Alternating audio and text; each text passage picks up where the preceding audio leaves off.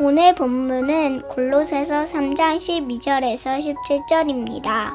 그러므로 너희는 하나님이 택하사 거룩하고 사랑받는 자처럼 긍휼과 자비와 겸손과 온유의 오래 참음을 옷 입고 누가 누구에게 불만이 있거든 서로 용납하여 피차 용서하되 주께서 너희를 용서하신 것 같이 너희도 그리하고 이 모든 것 위에 사랑을 더하라. 이는 온전하게 매는 띠니라. 그리스도의 평강이 너희 마음을 주장하게 하라. 너희는 평강을 위하여 한 몸으로 부르심이 받았나니 너희는 또한 감사하는 자가 되라. 그리스도의 말씀이 너희 속에 풍성히 거하여 모든 지혜로 피차 가르치며 권면하고 시와 찬송과 신령한 노래를 부르며 감사하는 마음으로 하느님을 찬양하고 또 무엇을 하든지 말에나 일에나 다 주 예수의 이름으로 하고 그를 힘입어 하나님 아버지께 감사하라. 아멘. 지난 토요일 말씀에 내면을 정결케 하는 순례자에 대한 말씀을 들었습니다. 구원받은 성도들이 벗어버려야 하는 악덕이 무엇인지를 살피고 함께 기도했습니다. 바울은 3장 8절에서 벗어버리라 하고 명령하고 있는 것처럼 오늘 12절에서는 옷 입으라 라고 대조적으로 말하고 있습니다. 다시 말해 그리스도 안에서 새롭게 지음받은 새 사람이 순례의 길에서 어떤 삶을 살아야 할지를 보여주고 있습니다. 오늘 말씀을 통해서 우리가 걸어야 할 순례자의 삶은 어떤 삶인지 그리고 어떻게 그런 삶을 살아낼 수 있을지에 대해서 함께 살펴보고자 합니다. 먼저 순례자인 우리는 이 땅의 것이 아니라 하늘의 것을 따라 살아야 합니다. 골로새서 3장 1절과 2절에서는 그러므로 너희가 그리스도와 함께 다시 살리심을 받았으면 위의 것을 찾으라. 거기는 그리스도께서 하나님 우편에 앉아 계시느니라. 위의 것을 찾으라. 땅의 것을 생각하지 말라 라고 말합니다. 오늘 말씀에는 바울이 말한 위의 것 세 가지가 나옵니다. 첫 번째는 예수 그리스도의 옷입니다. 고대 시대의 옷은 그것을 입은 사람이 사회적으로 그리고 정치적으로 어떤 사람인지를 보여주었습니다. 오늘날의 군인은 군복을 입고 결혼식에 예복을 입고 장례식에는 상복을 입는 것과 비슷한 이치입니다. 구원받은 순례자는 그에 합당한 옷을 입어야 합니다. 오늘 말씀에는 긍휼과 자비와 겸손과 온유와 오래 참음과 용서와 사랑의 옷을 입어야 한다고 말합니다. 이것은 오직 예수 그리스도께서만 입혀주실 수 있는 하늘의 옷입니다. 이러한 성품을 드러냄으로써 우리가 땅의 사람이 아니라 하늘의 사람이라는 것을 이 세상에 보여줄 수 있어야 합니다. 두 번째는 그리스도의 평강이 우리 마음을 주장하는 것입니다. 바울과 골로새 성도들이 그들이 살았던 시대의 사람들은 로마 제국과 황제가 평안을 준다고 믿었습니다. 그러나 세상은 우리에게 진정한 평화를 줄 수 없습니다. 오늘날 우리 사회는 더 많이 가져야만 그리고 경쟁에서 살아남아야만 평안할 수 있다고 말합니다. 그러나 정말일까요? 가진 것을 빼앗기지는 않을까?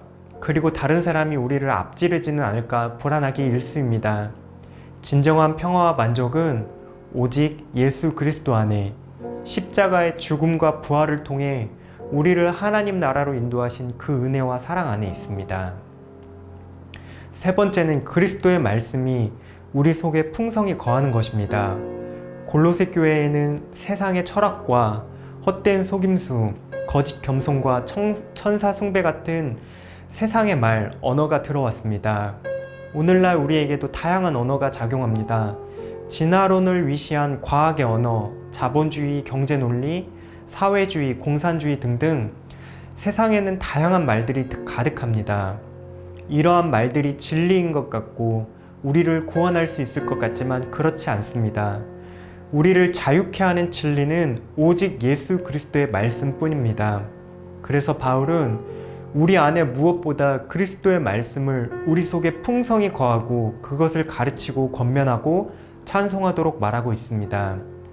그렇다면 어떻게 해야 우리가 예수 그리스도의 옷을 입고 그리스도의 평안을 따르며 그리스도의 말씀이 우리 안에 거하게 할 수 있을까요?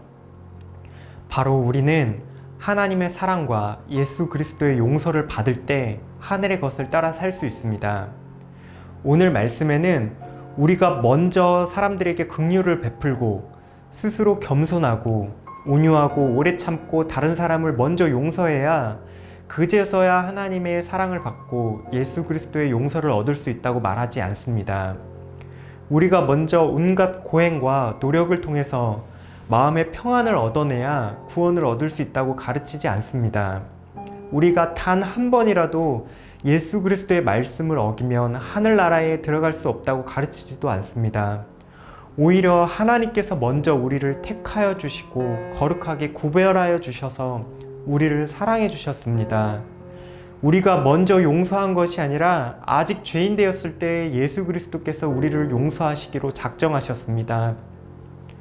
여전히 우리는 연약하여서 날마다 죄짓기를 반복하고 쓰러지지만 우리가 하나님의 사랑과 은혜를 누리고 예수 그리스도의 용서하심을 믿음으로 받아들일 때 우리는 비로소 하늘의 것을 따라 살 수 있게 됩니다.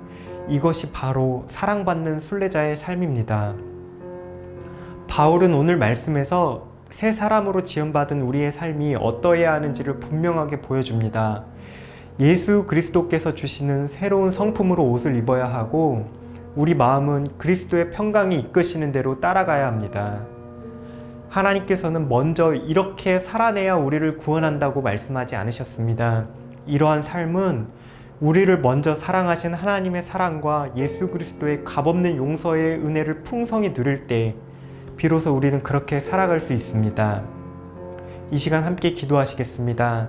하나님, 우리를 선택하신 하나님의 사랑과 예수 그리스도의 다함없는 용서의 은혜를 우리가 먼저 경험하게 하여 주시옵소서.